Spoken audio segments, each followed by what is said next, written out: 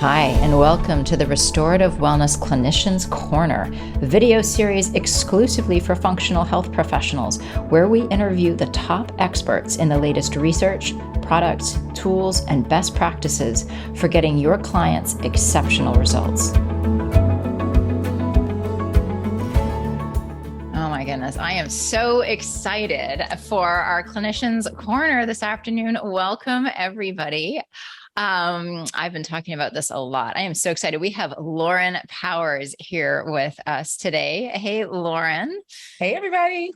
So exciting. So Lauren is a 7-figure business marketing coach, helping health entrepreneurs and small business owners not suck at business. She currently serves as president and partner of Microsite Digital Marketing Agency, where she has helped hundreds of healthcare practitioners generate millions of dollars in revenue through their coaching and advertising services. Lauren is also a business coach for Mindshare Collaborative, which is the largest global consortium of practitioners across specialties. And that is actually how Lauren and I know each other. We met each other. What is it, Lauren? It's been a couple of years now that we've known each other. And yeah, I have it was just like at a dinner, at a random, like we were just at networking. We were just chit-chatting. Just chit-chatting. And I have learned so much from Lauren. And I'm so excited that she's going to be hanging out with us tonight. She also serves as a coach for Facebook's Meta North American Accelerator for Minority Founders.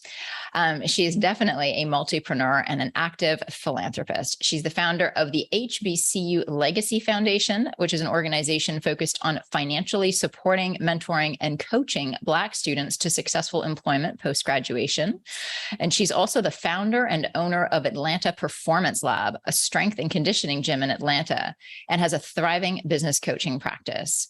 After going through her own experiences founding and running one of the largest gyms in Atlanta for over a decade, working in a sales and marketing capacity for 7 Fortune 100 healthcare organizations, and supporting more than 100 startups, she can easily coach a hungry entrepreneur to success. And she has got answers to your questions tonight. I am just, Lauren, I'm so excited. We sometimes do business Q&As here, and we talk about different things, pricing, package structures, et cetera.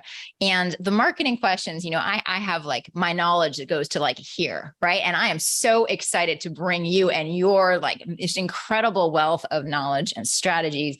And so what I would love to do, I want to start off with an annoyingly vague and broad question, but it is like the single number one question I get asked, probably every Q&A I've ever done. This is the question. I get some version of this. And then I just want to open the floor. We've got folks here who want to ask you questions. And I've told them that we do some little hot seats. So if people have a little business challenge, marketing challenge in particular, Lauren is here to help out. So here's the annoyingly vague question. How do I get more clients? You're muted. I know. You couldn't hear my uproarious laugh. How do you get more clients? Oh my goodness. I think honestly, it's not as vague as you would think, because, and I have to mute my Slack because my Slack is going crazy. If anybody uses Slack, got to keep that thing on mute. Pause my notifications. So, it's not really that vague, because there's a lot of very specific things to get more leads that just a lot of people just aren't doing. Right. So one thing, if you want to get more leads, guys, first thing I can say is have a place for people to find you. I think that's probably like the basics of, trying to have people be attracted to you, or trying to attract people to you. So are you findable? It may not necessarily be the website, could be social media.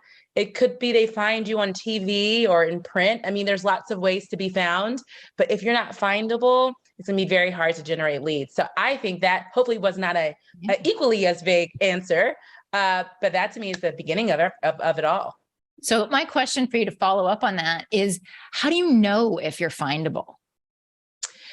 Gosh, Lee, you can honestly follow just the rule of Google, I would say. to be quite honest, like you have to have a digital footprint in some capacity. And I feel like if people were to get very specific and put in your name or your name and city and state or your name possibly and functional medicine or integrative or something like that, we would hope that the internet would be able to pull different places that you're findable. If people find Instagram is even Googleable. YouTube is Googleable. I mean, everything kind of starts with Google. So I would say go that route, see what pops up, see if any of your social links are landing, or if your Google My Business page pops up. That's the basics. That's where you start. Okay. So step one, go Google yourself and see what happens. And that's a really good thing to see what others are finding. I haven't Googled myself in a really long time. I used to do that. And sometimes you find some past life stuff there. Is there a way to make some like past life stuff, like, old careers and things go away? I know. See, a lot of us, for most of us, we probably did a lot of our dirt before we were able to have a social media footprint. So a lot of us are probably pretty safe. But I Googled myself, and there is definitely another Lauren Powers out there. And she's a Lauren Powers that owns a gym, and she's in fitness, and she's on this show, and she's called Addicted, where she's addicted to all kinds of cool drugs. And I wish I was living that kind of fun, crazy life she was. I wouldn't say that there's a way to clean up what the past has out there, but there's a way for you to have the good stuff take over anything that may be lingering, any lingering mugshots. So if you need a Google My Business page, you definitely want something that has your name in the URL, and that kind of stuff will take over anything that's not worthy. Perfect. Great tips. Now, here's what I want to do. I want you to answer. This is such a great opportunity for you. So anyone who has a question, you can either throw it in the chat. We'll go there, but you can also just raise your hand and we'll call on you and you can ask questions live of Lauren. We have this incredible resource with us. So who wants to be the brave soul to kick us off? Steph. Hi, Steph. Hey, Lauren. Thanks for coming and doing this for us. My biggest struggle, I think, with marketing is feeling like I have any control over it. I want to do something that I feel like my efforts are getting me some kind of return on investment. And I just don't really know what that is, because 90% of the people that I work with find me via Google. So they're local people, but I'm able to reach so many more people than just the local people. And, I've tried to put myself out there on Instagram and do the daily reels and do all that stuff, but just don't really see traction with that. So I was just wondering if there's something that you find like worth really doing that you see the most return on investment with. Oh, that's actually a really, really good question. And I also want to say too, there's lots of ways to generate leads without necessarily paying for it or paying for agencies and things to do it for you. So if we're going to talk about like return on investment, meaning you're paying for some sort of traffic, or you're just talking about your energy investment, which my energy and time investment. Okay. Yeah. No, that counts. Time and energy is definitely currency. So I don't want to act like that doesn't matter. So it's really important, I think, when we are coming up with any marketing, anything, to work in a period of time that is measurable. Sometimes we get all kind of like, we have an idea or we have a concept and we'll try it, but we have no like stick to itness to see what the returns could really be. So if you were doing like paid media or paid search, I would have a certain amount of time for you to test that. For you to do organic things, I think that honestly, you need to give yourself a quarter of consistent testing for 1 to 2 platforms, especially if you're just starting. So let me give you a more specific example, Steph. You said a lot of people find you through Google. So I would start with how I can increase my Google presence. Do you look at your Google Analytics or any of that stuff? I do. You do. Do you know what pages people go to, how long they stay on the page? Are you looking at your analytics in that way? Yeah, like the bounce rate and all of that. And it changes every month. I just know that the majority of people who are coming to my page, like type in nutritionist near me or dietitian near me. Awesome. I love that. Fact that you're optimized like that is exceptional. People pay for those keywords. So if you're not doing this already, I'm going to give you one little hack that can dramatically increase your Google presence. Do you have a Google My Business page? I feel like I set it up long time ago and I haven't looked at it since. I'm glad we're having this discussion now. So everybody on here that has a business that has some sort of tax ID number, you need to establish a Google My Business page. It's completely free. The best way to find how to set up a Google My Business page is to actually Google My Business page, because the name, they call it different things all the time. So I'd rather you go there, and it's going to take you to a page that says sign up. In fact, Margaret, I have a 10-minute training that I did. It's just me talking like I look right now. It is not branded or wrapped in anything, that I will give to you for people to just follow step by step on how to set the page up, especially if you have a virtual address and not like a physical address. There's a method to it. So I'll send that to you guys so you can set it up. The reason why you need your GMB is obviously so people can find you, but that has as much search engine optimization as your website. So what I want you to do, Steph, is to set your page up, and I want you to start posting to your Google My Business with the same frequency, if not more, than you do to your Instagram. Google My Business, Google responds to activity. Less than 5% of business owners do things with their Google My Business page, less than 5%. And so Google is going to reward you for constantly putting photos, quotes, whatever things you put on Instagram. There's no need to double work and make, a separate type of post for this. Also, make sure your calls to action on your Google My Business stand out.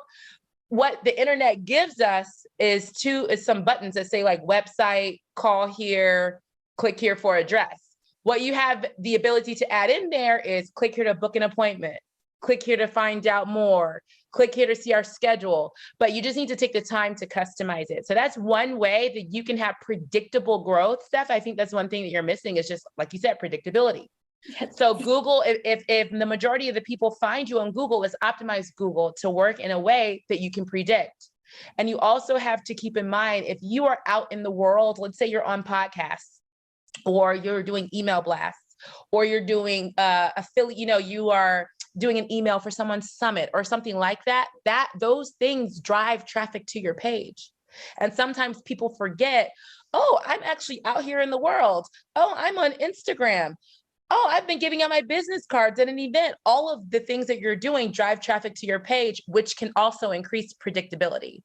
So monitor your actual activities, which organically help your growth on Google. And if you can match up timelines to things that you're doing just out and about, or, on podcasts and things, we can start doing more of that to increase your Google presence. I think that you having that organic presence is pretty major, and people fight for that type of nutritionist near me to just show up, and for people to not click on the ads but still land on your site. I think we need to nurture that. Thank you so much. That is super helpful and nothing I've ever heard before. So that's amazing. Oh, good. I'm glad. Yeah, that was gold right there. Everybody, let's go set up Google My Business page. I don't even have one. So let's go do that right now. Can't wait for that training. Have one this week. It takes 10 minutes and I will send you the video. Amazing. Thank you so much. Sure. Okay, who's next? Now, I was able to see Steph because she happens to be one of the few people who I can actually physically see. But if you want to click the little raise your hand button, if you click on the reactions, you can raise your hand or you can pop questions in the chat. We do have a couple of questions here in the chat. Laura's asking about, can we chat all things confidence while marketing and not feeling sleazy? Yeah, I feel kind of, when I put myself out there, like not everybody needs what I have to offer. So I feel kind of like sleazy about it, and I don't really know how to make that go away. What do you offer? Nutrition for chronic pain and fibromyalgia, and I'm just getting started. So very new. No, that's awesome. I love that. And fibromyalgia is a niche that a lot of people don't know what to do with, or don't talk about it, or they may like write off, some of the solutions and things are out there. So I love the niche. Why do you feel like a lot of people don't need what you have to offer? I don't know, especially because my Instagram is most of like my friends. So they're following me because that we were friends already and not because they found me because of my niche of fibromyalgia and chronic pain. So it looks like we just have to start practicing. You need some at-bats. I think that that's kind of what we're missing. What I mean by at-bats, like where you get to step up to the plate and you just get to swing. And I as a former softball player who tried to play slow pitch about 2 years ago and almost threw my whole back and shoulder out trying to swing and hit something that I never hit. Okay. Because that's how bad my timing was. You definitely have to put yourself out there. And I'm wondering, have you found your platform of choice out of all the things to pick from, TikTok and podcasts and email marketing? Have you found what you think you may like? No, I haven't. I think this would be a good exercise for you to, out of all the there's not many platforms, right? When you're talking about putting yourself out there online, there's, maybe having a website where you're blogging all the time and you have traffic there. There's, podcasts, TikTok, LinkedIn. I mean, your standard social medias, right? Why maybe it's worth it to you to spend some time kind of researching your avatar, right? Your ideal person. You may not know exactly what that niche is or the age or where they live, but if you kind of have an idea of the person you like to attract, it may be beneficial to research what they're doing and what their likes and interests are. Like for me, I work with a lot of practitioners and clinicians, and my ideal client is not on TikTok. That they're just not. Like I've tried and they're not there. My business coaching client is all over TikTok. My marketing agency client is absolutely not. So I have been looking at the hashtags and things that my ideal client would follow. I've been looking to see, okay, well, if my ideal client's not on TikTok, what are they watching on Netflix? What's trending these days? Just trying to study what their needs are so I can speak to those needs. I'm wondering if your confidence is like, you don't feel like you can speak to their needs that well yet because you're just starting. Like, I'm wondering if that's part of it. Do you feel like you can really talk shop about how you can support folks with fibromyalgia? Yeah, I think I can. Well, if you can talk shop and you know your stuff, I mean, that's half the battle, right? That's half the battle. Study your niche and find out where he or she is spending their time, what they like to hear and see, right? And there's somebody who, I can't think of her name, but she is a mystery illness expert. And her avatar uses all these like interesting keywords and interesting hashtags on Instagram, things that I've never heard of. And honestly, just my lack of familiarity with chronic mystery illness. So because of her study of that avatar, she now comes up in the majority of searches related to chronic mystery illness, which is pretty small, I would think. Like, yeah, definitely smaller than fibromyalgia, but she was speaking in a way that only folks in this type of pain or suffering would understand. So my challenge to you would be study what they want and see out of all the platforms for you to pick from, what feels authentic to you. Right. And how do you figure out where your avatar hangs out or what exactly they're searching for? That's another great question. I would say maybe you may have done this exercise already in your coursework, but there's some demographic kind of stuff that you need to write down, because it's not even so much about like who's got fibromyalgia, but it's who do you want to attract that you feel like you can help transform. Mm-hmm. There's an age range, I'm sure, right? Mm-hmm. Could be more biased towards a particular gender, could be. Or it could be that if you are not totally like national and virtual, but people know you locally, they could be near you locally, might have a certain profession or a certain education level. Obviously, you want to make sure these people can afford your services, right? So there's probably a certain, it could be mid-senior level at work, or, maybe someone who's been teaching for 5 or 10 years. Those are the types of characteristics. And like I said, if I were to do this exercise right now, like for my agency side, totally different avatar than my business coaching side. And when I'm writing out these characteristics, I think about it like when I'm trying to, like if I were still dating. I've been married for 10 years, but I remember when I wrote out my list of things that I wanted my boyfriend to have, I wanted him to be a ball scratching, beer watching, football drinking man. That was like all of the things, right? I want him to think. I want him to just be raw. Okay. That was my list. And I prayed for this man. Did I get him? Absolutely. And all the things that come with it. But think about someone that you'll be dating. Write down those things. And I know you will probably very easily find the characteristics and qualities and the things that they're doing on a day-to-day basis. Okay. I hope Thank that's you helpful. so much. It's so helpful. Sure. This is great. Sophia has a question, getting back to the Google thing, is how do you actually get yourself on Google? So you gave us a fantastic strategy with this Google My Business page, but are there other ways to really, is it just like being active online, doing whatever you're doing? Are there other ways to strategically move yourself up the ranks and appear on Google?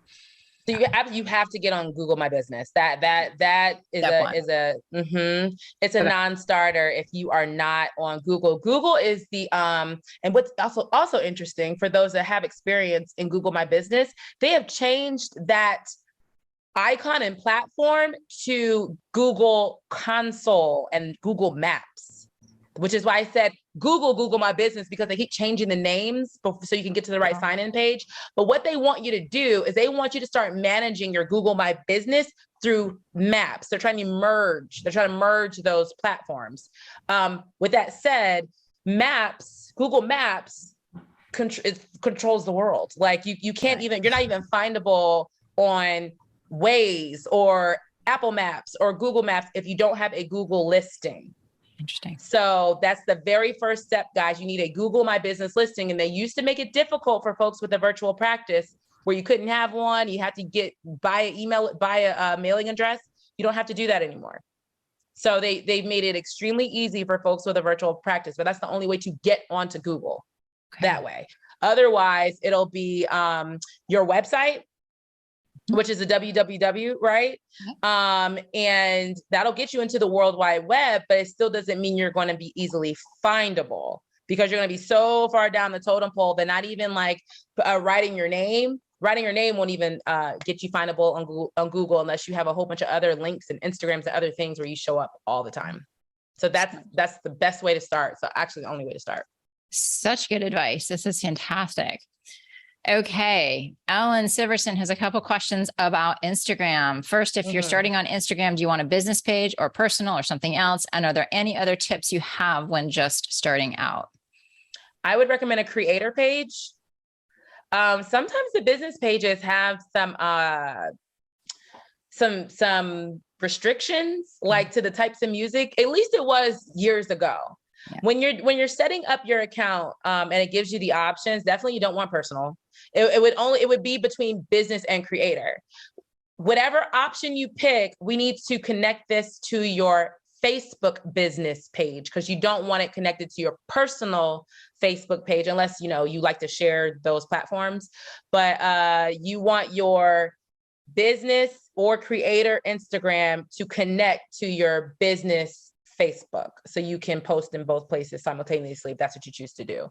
Was that the only part of that question? Was which one to choose? Well, and then any other tips you have starting out on Instagram? Yes. So, and not to overwhelm, especially for those just starting off on Instagram, but your profile matters. So, I would like you to really have just a one-liner in your profile about who you are, who you serve, and how you serve them. You're limited by characters. So I would open up like your notes on your iPhone or your Android or whatever, and start just typing out if you could say anything, what would you say?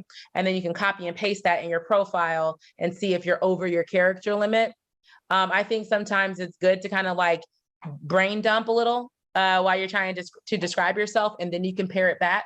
So there's a couple of ways to do your profile. You can do the one sentence, right? Hey, my name is Lauren. I'm come call me. Or some people do it bullet point style with like little emojis, because maybe a sentence is too hard because, you know, you're a lot of things, right? So you could put your name, okay, and your credentials. I think that's important as well. Please put, you know, your name, comma, any credentials that are relevant. And then you can say, you know, a little queen emoji if you're a mother. And then, you know, a magician's wand because you're a nutritionist. And I don't, there's all kinds of things, but that it could be the main highlights, I guess, of your career. And I would put that, either that in the profile, either that or one sentence. Those will be your two options. And then you always want to have a link in your bio. I repeat, you always want a link in your bio. That link can go to your website. That link can go to an opt-in page if you're using some email marketing and maybe you don't have a website yet. You don't necessarily have to have one to collect email addresses. In fact, you don't have to have one. If you go to my Instagram, I am Lauren Powers is my Instagram and my link tree. I have an opt-in there. It doesn't go to a website. It goes straight into my email platform, right? No landing page at all. My Instagram, I'm using my Instagram as a landing page. I don't need to create another one. I also think that if you're not going to collect email addresses or collect information, you know, I would kind of rethink the why you're on Instagram. If you're on it socially, keep it social. If you're on it professionally, which is what the majority of us are here for, make sure anyone that lands on your Instagram can give you their email in exchange for something of value that you're going to give them. Okay. Hope that's not too much. No, that's fantastic. That's cool. Fantastic. And if you have follow-up questions, you know, feel free to hop in too. So another Instagram related question from Helen is, how do you study your niche on Instagram? Fantastic. So Instagram is actually trying to compete with Google in terms of becoming a search engine. So they want you to search keywords and things, and hashtags and subject matters and trends. I guess, let's see. Which niche can I use as an example? Okay. One of my clients, she is a nutrition, like she does labs and nutrition stuff for performance women, like entrepreneurs, people who are super busy and all that. So her niches, their ages are usually about 35 to 45 years old. She knows that what their income level is about because these are entrepreneurs, high performers. So she's got a certain person she's trying to attract. And she also knows that they like to work out. She knows that they they usually have a pet of some sort. Depending on what side of the house, some of them are moms. Like she's got some pretty good subject matters to cover. So if she wants to know where the entrepreneurs hang out, she's looking at Facebook groups. She's looking at hashtag boss Atlanta, hashtag boss New York. And it's not even that people with the hashtag boss are her client necessarily, but she's looking at this larger pool of power playing entrepreneurs just to see what the trends are in their world, in their life. So it's through hashtags and keywords. But first comes knowing who you serve. Before you even start Googling or getting on Instagram at all, you should honestly be able to kind of name your ideal client. I think you told me, Margaret, don't you guys have names for yours? Well, we do. Oh yeah, we do such an in-depth ideal client avatar exercise. Yeah. I mean, I've described the ideal client avatar for restorative wellness. Faith. Yeah. I know her well. I think about her all the time because every email I write, all the things that we do, I'm writing it to her. Like she's doesn't exist as a real person, but she's this, you know, anytime I share about her, people like really can resonate. And I mean, really, she is honestly me when I first started out, when I first took that class, you know? But I think your point is so accurate. You always have to start there. I think we try to jump over that step, or we skim through it and just have some really, really high level points. But the more I always say, like, you want to be able to feel like you could sit down and catch up over a cup of coffee with this person. And, if they have a spouse or not, and their kids' names, and like, you want to know who they are. And even though that might feel so hyper specific for a person who in some ways is made up, it's actually really allows you to get so granular and so personal in your communications that people find themselves in that. So I agree with you completely. You got to start there. It's actually kind of fun to kind of like low-key stalk your ideal person. Like, you don't want to seem like a creep, but like, you just kind of get into their life. At our gym here in Atlanta, our gym is mainly made up of it's about 80% women, and the rest are like usually male athletes. So the women make it up. They are 35 to 45 years old. They're middle income, because our gym is expensive. Like, it starts at $200 a month. And I know the trending sounds. Like, I look at their Instagram profiles and look at the things, because you can see the things that they're tagged in and the things that they've liked or hearted or things that they follow. You can see all that. Once you get into it, the internet is, we all know it's a dangerous place, it's a rabbit hole. But I've enjoyed it, because what we've done now that we feel like we know our clients so well, my trending sounds and our posts on our own Instagram cater specifically to them. I mean, like, even the stupid, like, National Sisters Day and things like we would maybe never care about, our client does. So we make it a point to like kind of call that stuff out. It's been a fun journey of discovery. Well, and you make a really good point too. Like, as you have clientele, they have Instagrams, right? And you have those ideal clients. Go take a look. As you say, you don't want to be creepy about it, but like, you can go check them out and see what's going on, see what they're interested in. And then, especially if it's type of clients that you want to attract more of, that's a great starting point. I think that's awesome. Yes. I agree. Okay. I want to make sure we've got a bunch of new questions. I got to scroll up. Yeah. Kathleen is asking, reviews? Yeah. Can people leave reviews on Google My Business? Yeah, that's what it's for.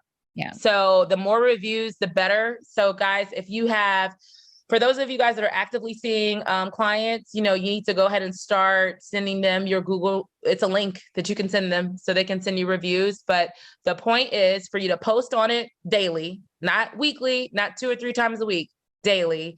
And then every client that you have an interaction with that you feel like is positive, obviously, you want to start getting reviews. I say that you all start with your friends and family.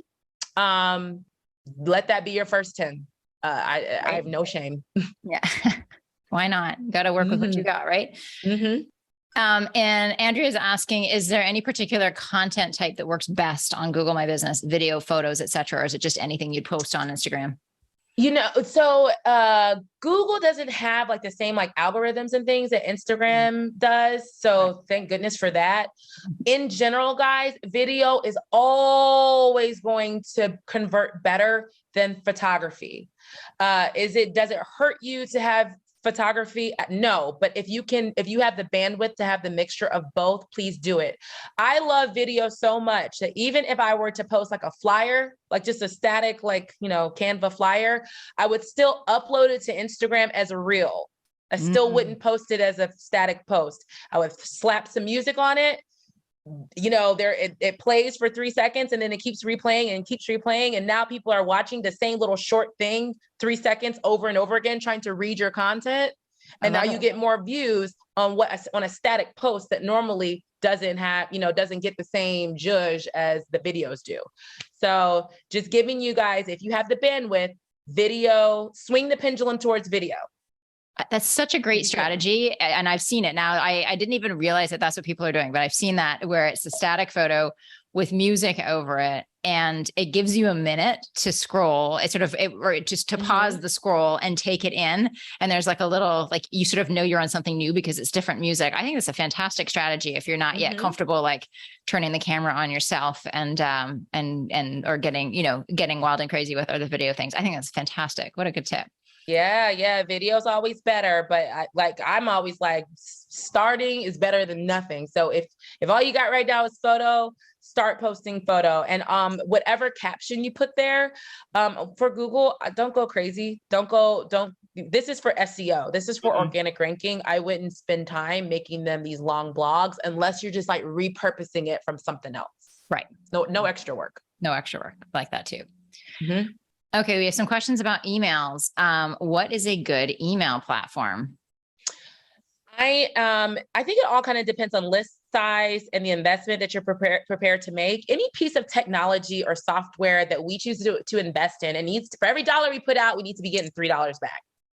So like I can say, go to the Mac Daddy active campaign, right? Which is, it starts at over $100 a month, I believe. But if you're not emailing, every you got your email strategy nailed out for the week. If you don't have opt-ins in different places and you're actively using it, you're not going to make $300 off of that $100 that you're putting out there for active campaign. So start basic. MailChimp, they even have a free option. I think 0 to 500 emails is free. Yeah. Constant Contact, another one, free. And those two right there, to me, will get you everything you need, from landing pages to opt-in links to the ability to text and all that stuff. And their basic package is super, super affordable. Yeah. Outside of that, I would say Active Campaign, and that's for your bigger lists. Yeah. Okay. Sheila, great question about content inspiration. She says, when content creation doesn't come easy, what are some tips for inspiration, organization, and consistently being creative? And that's a good question. Should we focus on maybe emails or social media? Because there's different types of the brain are working there. Yeah. What were you referencing, Sheila? Sheila, why don't you unmute yourself for a second here and we can talk it through. I love the way her name's spelled. Yeah.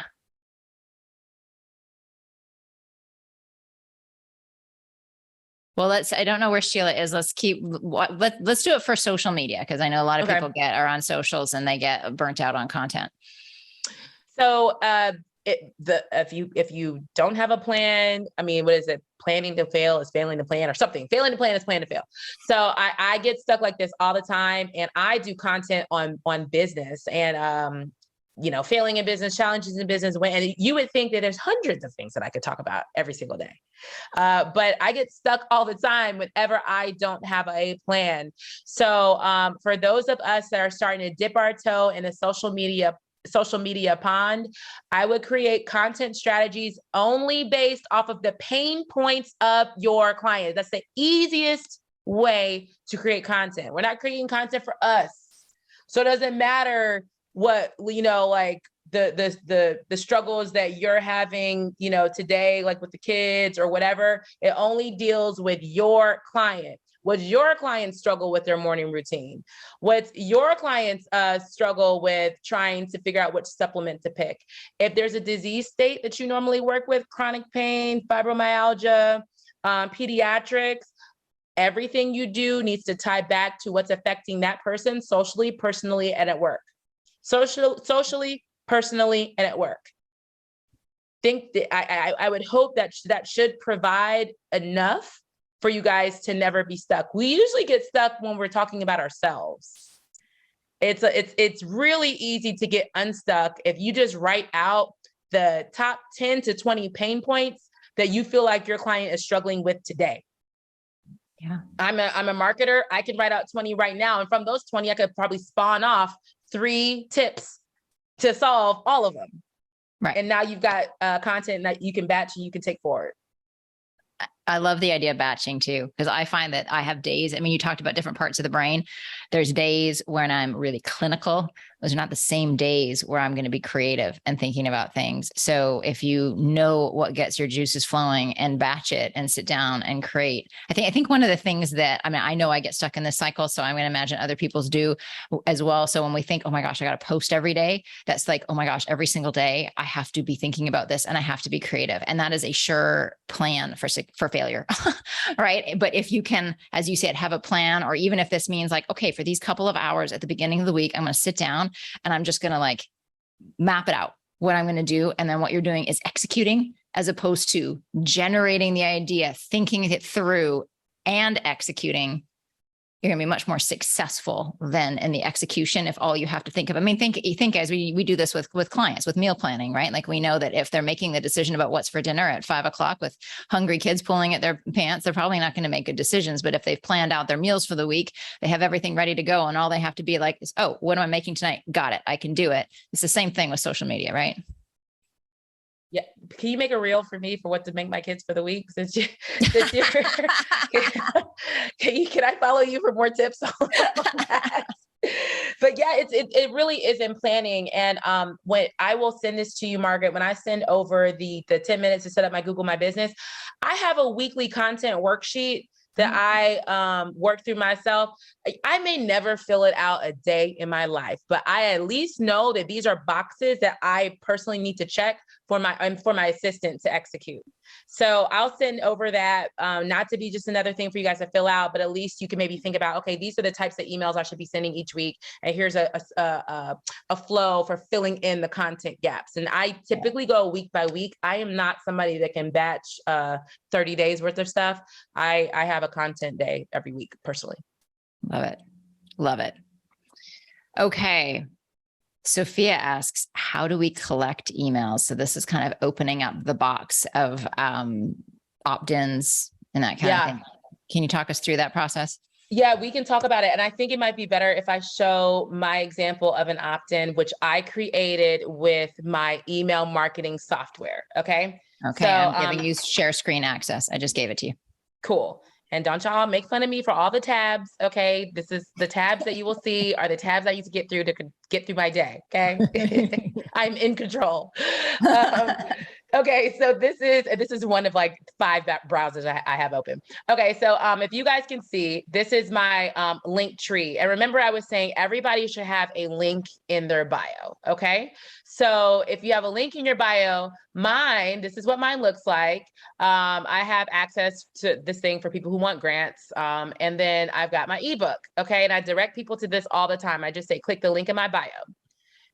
This is Linktree. It's not a website I've created. It literally is like you sign up and you pick your colors and then you just pop your links in there. It's nothing designed. It looks like it, but it's not.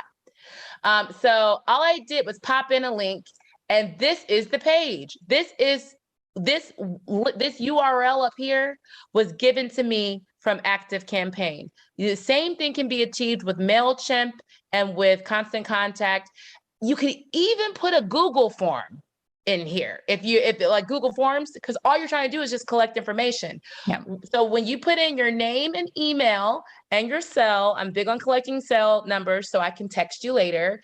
You get an auto email that has the downloaded attachment of my ebook. So was this an okay example? That's an excellent. I love how simple it is. I love that this is not some fancy sales page that we've gotten to.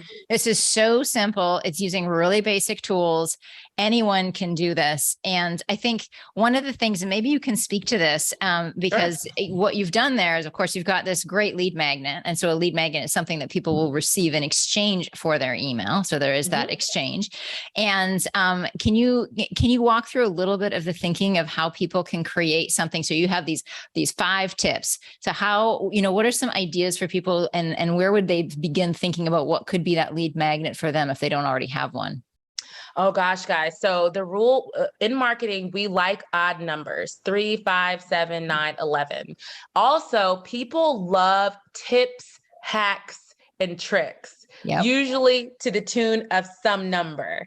It could be, how to resolve your stress in 7 minutes a day for 7 days. Oh my God, I'm signing up. Like, I don't even know whatever it is. Like, just give it to me because I'm a consumer. I'm a big consumer. So what I recommend is to get yourself a healthy list of juicy lead magnets or juicy opt-ins that you can kind of pick from when you're ready to create it. Instead of an ebook, because ebook, I'll show you the ebook. It's nothing fancy. I will show it to you. But I love those guides or some sort of numerical, very brief, succinct thing that you can give. So think of a way that you can think of 5 problems that your ideal client has. Okay. And then once you come up with those problems, what is your list of things that they may not be doing to solve it? So for folks that are in the autoimmune space, right? Like if you're dealing with a lot of folks with like lupus or eczema and all that stuff, I know toxicity is a big thing. And sometimes what I'm seeing is a lot of times practitioners will rush to, here's 10 tips to detox, but you haven't even like told me yet that I'm toxic, right? If I'm like top of the funnel, I don't know why my body is rejecting life. right? I don't know it's from toxicity. So why don't you provide me maybe 3 to 5 ways to maybe know if you're toxic and it sparked your autoimmune? Like connect all the dots together instead of just giving me ways to detox. That could be a way to get top of funnel people, to start educating them, to start writing out pain points, and then 3 to 5 ways you can solve those pain points. That should be the start of your opt-ins, your lead magnets. I love that. I love it. I think that as practitioners, sometimes we overthink. Sometimes we overthink these things, and we know so much, and it feels really, I don't know if it's that it's unsatisfying or incomplete to just give these little teasers, but we have to remember where this individual is at in their journey, not just in their health journey, also in their relationship with us. And you are so right about the odd numbers. And the number of times I've seen, I'm a freaking nutrition professional, and I see the word, top 7 inflammatory foods. And I'm like, what are they? Oh my God. Right. I could, right. And I still click the darn link. So I think, and I also think that you're right with the ebook, because who has time for an ebook?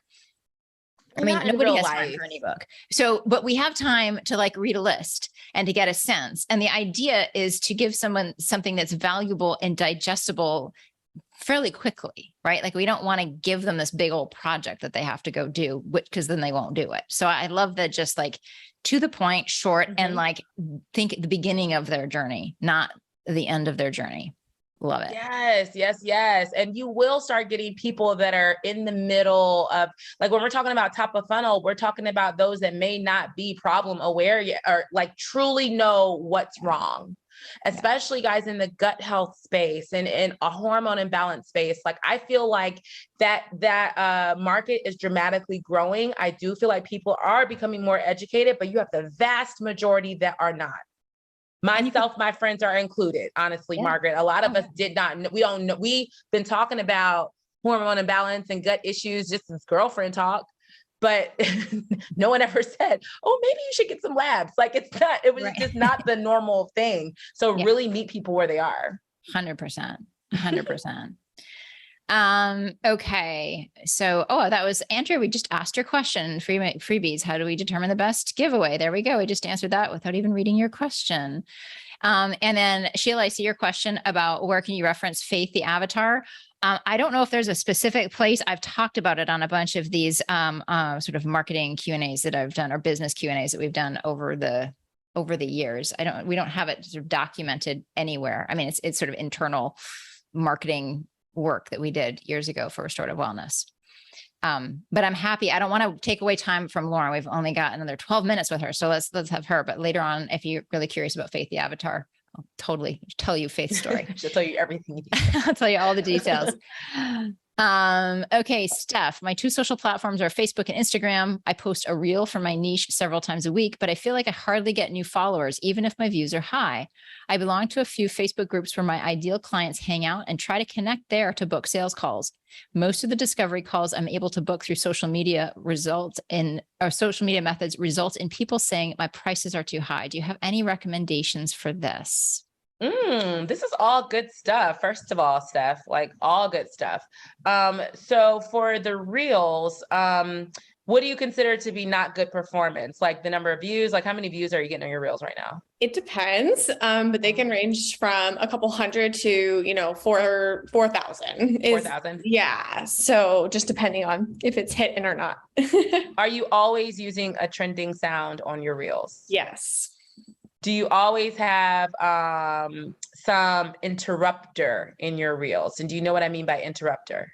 I'll either have, it's usually just pop-ups, I guess.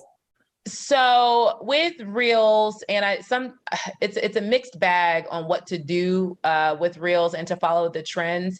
But what I'm noticing that if your reel obviously has to have a trending sound, but if it doesn't have that caption on it, or captions where it's saying what the words that you're speaking, where you add the captions onto the reel. I'm learning if you don't interrupt people's thought pattern by providing them something like the visual plus stop and read, I'm noticing that it's hard to get these reels to pop. Do you always have words on it or something for someone to stop and stay on it? Always. Yeah. Well, I'm glad that you haven't stopped posting. So please keep posting because honestly, the trends for Instagram are always crazy. Oh, do you always have 20 hashtags on yours? I stopped using hashtags ever since I heard that that Instagram really is more of a video sharing platform now, and that hashtags aren't prioritized anymore, and so that they're pretty much like a moot point now. And so I stopped. I want to encourage you and everybody to continue to use hashtags, please.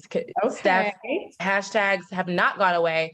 And I promise you, I am not a braggadocious individual, but I just closed somebody for $5,000 from hashtag Business Coach Atlanta today. Like today, like they booked a discovery call, they hopped on my thing, and I closed them today. So I know for a fact, and any marketer that tells you that hashtags aren't valuable, question them. Okay, they still work. Use them. Thank you. Use them, and make sure if you're in reels, don't put them as the first caption. Put it in your caption. So and just separate it with a dot dot dot dot dot dot dot. So and you always want 20. Oh, 20 if you can, if you can get 20, and you guys can change things up by adding in your location, adding in, your city, your state, all that stuff. Think Googleable things, plus your fun stuff, plus your own fun things that, RWS and all the all your own like personal hashtags. And I think it's great. Stay in those groups and connect on calls there. And if people are too shocked because of your price, that means that you're probably catching them too high in the funnel. So I'm going to challenge you to have other things for them to opt into and get warmed up with you before they get to the discovery call. they don't know me enough, right? Nope, they don't. No, and it ain't because they ain't got the money. It's because of that know, like, and trust factor. And they got to you without maybe really understanding how you work with people or being on your email list for long or watching your youth. It's the whole cycle. So don't be discouraged. Just give more lead magnets for them to learn. And then that lead magnet can like lead them to book a call with me or something again. Yeah, because you're going to always have people that are just going to hop on your calendar, possibly that aren't qualified. But if you're consistently nurturing new leads or doing your Facebook Lives or doing things to keep this list of people active and in your space and analyzing it, I'm hoping that as you guys get more sophisticated with email marketing, the folks that open your emails and read, you should engage with them differently. That's when you give more education. That's when you invite them to that, VIP free coaching, group coaching call or something like that, because that's that engaged list of people. Right now, if you're kind of communicating with the entire world and the entire bucket, you may be like, book a call, but not everybody's ready for that yet. So spend time nurturing. And then when they get deeper in the funnel and there's ways for you to determine that, that's when you start to really invite them into your space. That's so helpful. Lauren, this is gold. Can you explain here just a little bit for those who are still new to email lists, when you say like list segmenting and things like that, being able to identify the people who have opened those emails and going deeper? I think that's really, really valuable feedback for folks, even just as they're starting out. Excuse me. Can you share a bit more about that, please? Yes. And so list segmenting, it can be a little challenging, but all these email platforms have like these little how-to videos on how to do it. But all that means is that you're separating your traffic based on how they interact with you. So like if you have an opt-in on your Instagram, okay, I think my dog's going to bark in just a second. Nope. Okay. We're in the clear. Sorry about that. So if you have an opt-in on your Instagram, right, that you could set up a way to tag people that get into your funnel from Instagram only as Instagrammers, right? And you can communicate with your Instagrammers differently. You could also do things where you have an email that may have multiple links in there, but the people that click on the link for the masterclass may be segmented and put in a different bucket than those that maybe clicked your opt out, like unsubscribe. Like they're obviously put in the unsubscribe bucket, or maybe they click on something else. You can categorize people just based on their activity and then market to them differently. It's not hard to do, but it's definitely something you want to like watch a little like tutorial. So, and then you can set up your list. You probably won't have many, but it's good to like separate your traffic and keep an eye on them. Such great, and it was such great advice. Thank you. Mm-hmm. Andrea is asking, how are you sending texts? What service do you use? Do the MailChimp and those guys, do they do text as well? MailChimp's texting platform, I believe, is still in beta, but that was maybe 2 years ago. They probably have it now. Constant Contact, you guys, none of these email softwares come with texting. You have to integrate texting. So Twilio, Twilio, is the software for texting. And that integrates with ActiveCampaign and all that stuff, but you generate the phone numbers and things from something called Twilio. I say Twilio is just the most popular one. And it doesn't cost a lot of money. And you can use, I think Go High Level also has a texting platform, ActiveCampaign, Constant Contact. Most of them do have that now. And you can set up your texting communication. So you may find that you want to do texting completely, you know? There's another one, not to overwhelm you with tech. This will be the last one I recommend. Community is one. There is, what's his name? Dr. Hyman. I'm just thinking of a popular name that we all know well. So if you go to Mark Hyman's website, it'll pop up, text with me. I'll text you back, right? That software is called Community. I mean, it's good, y'all. He's gonna make you think that you are talking to him. He even sends you his iPhone contact to save, to make sure you save him and store him. He's like, okay, guys, this is my last text. This last blast text, the rest are gonna be from me directly. That's what he says. But that software is called Community. Super, super cool, very easy to use. And it's a way to give nutrition, regular tips to your people on a regular basis. So great. I have all the secrets. It's so bad. I love it. I love it.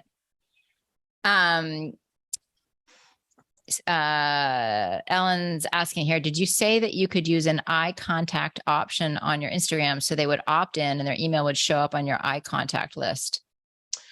Oh, no. And I know what you're referencing. You, in order to do something like that, you would need a calendar that's like powered by, I guess, Apple, for lack of a better phrase.